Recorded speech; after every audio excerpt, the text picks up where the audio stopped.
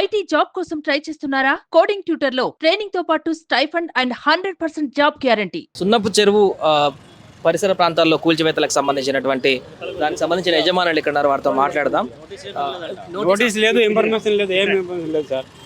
Notice ఏమి లేదు, information ఏమీ లేదు. కనీసం మేము పొద్దు నుంచి అడుగుతున్నాం, పొద్దున్న 8 వచ్చాం మేము అడుగుతాం, రిక్వెస్ట్ చేస్తాం సార్ మాకు 2 hours టైం మేము సామాన్ తీస్తామంటే అది కూడా ఇస్తలేదు. మాకు చెప్తున్నాం ఆ సార్తో మాట్లాడుకో, ఈ సార్తో మాట్లాడుకో ఇటు చెప్పి కొన్ని నుంచి చెప్తున్నాం అంతే. ఇప్పుడు కూడా అదే మాట అంటున్నారు, కనీసం ఆపండి మేము సామాన్ తీసుకుంటూ. ఇప్పుడు లేదు, ఆ సార్తో మాట్లాడుకో, మాకు సంబంధం లేదు.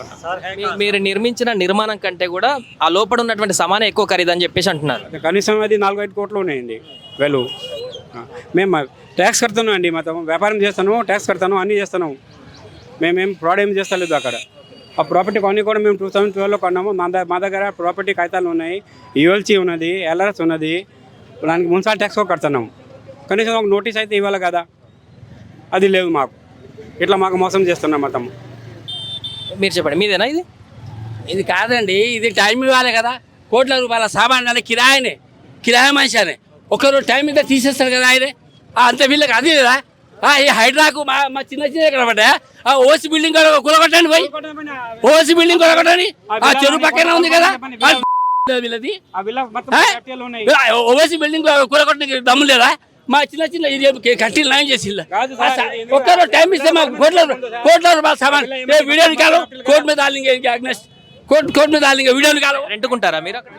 అవునండి, అంతా ఒకటే నేబర్స్. అది తప్పు కదా. ఓసిది కుల డిమాండ్ చేయని దమ్ము లేదు, అది మొత్తం ఎఫ్టీఎల్లో ఉంది. ఇక్కడ ఎఫ్టీఎల్ మురికిగుంట ఎన్టీ రామారావు గారు ఆ పిల్లలే చెప్పారు, ఇది మురికిగుంట, అది పని లేదు, తాగి నీళ్ళ సోర్స్ కాదు, ఇది మీరు కూల్చేసి బస్సు అయిపోయామన్నారు. అప్పుడు చిన్న రోడ్లు ఉంటే బస్సులు రావు సార్ అని చెప్తే వాళ్ళు అవి డ్రాప్ చేస్తున్నారు. ఈ మా గరీబ్ వాళ్ళు కాదు, ఎఫ్టీఎల్ ఉంది, ఎల్ఆర్ఎస్ ఉంది, అన్నీ ఉన్నాయి. మున్సిపల్ ఆఫీసర్ ఎవరు ఇచ్చారో పర్మిషన్ వాళ్ళకి సస్పెండ్ చేయండి, వాళ్ళకి జైలు వేయండి. కోట్ల రూపాయలు మాత్రం మామూలు తీసుకుంటూ అది చేస్తారు. ఏంటండి ఇది? ఈ దౌర్జన్యం, ఈ కాంగ్రెస్ దౌర్జన్యం ఏంటి? హైడ్రా అని లేనిపోతే హైడ్రా పెడతారా? ఆ మురికి నీళ్ళు తీసారా హైడ్రా చెప్తారా? అక్కడ 10 ఎకరాల భూమి కబ్జా అయిపోయింది, వాళ్ళకి ఏమంటే లేదు, ఓట్ల కోసం చిన్న ఇల్లు కబ్జా చేసినది. ఇక్కడ అని చెప్పి మాకు తగి చేస్తున్నారు. ఇది మాది government, central government society land ఇది. అది నమ్మకం తీసుకున్నాం. ఇప్పుడు 1994లో తీసుకున్నాం మేము. ఆ ఓసీ తీయడానికి చేతనే తెలియదు వీళ్ళకి. మా చుట్టూ దొరికింది వీళ్ళకు. ఎక్కడ ఇవ్వలేదు, టైం ఇవ్వలేదు నాకు. టైం ఇస్తే మేము ఎందుకు పెట్టుకుంటామండి చెప్పండి? టైం ఇస్తే కోట్ల రూపాయల సామాన్ ఉంది, దాంట్లో కోట్ల రూపాయల సామాన్. ఆయన ఇది టెనెంట్, ఆ ఓనర్ కూడా కాదు. ఇస్తే మేము తీసేస్తాం కదా. ఓనర్ ఉన్నది నాకు. ఆ బిల్డింగ్ పోతుంది కదా, ఓనర్ ఆ బిల్డింగ్ పోతుంది కదా, ఓనర్ది ఆయనది. అది ఆ షెడ్లు కూడా ఆయనదే. ఆ ఓసీ తీయడానికి అయితే శాతం అయితే లేదు. మా గరీబుల్లో తీసుకొచ్చి హైడ్రా అని మొత్తం మూస్తున్నారు వీళ్ళు. మీరు చెప్పండి, ఎంతకాలం నుంచి ఉంటున్నారు వీళ్ళు ఇక్కడ? 2012 నుంచి. అవును, రెంటెడ్ అంటున్నారు, ఇప్పుడే చెప్తున్నారు. 50% రెంట్, 50% ఓన్. 2 ఉన్నాయి కదా, ఒకటి ఓన్ ఒకటి రెంట్. ఎవరిది అది? ఓన్ కూడా మీ వాళ్ళదేనా?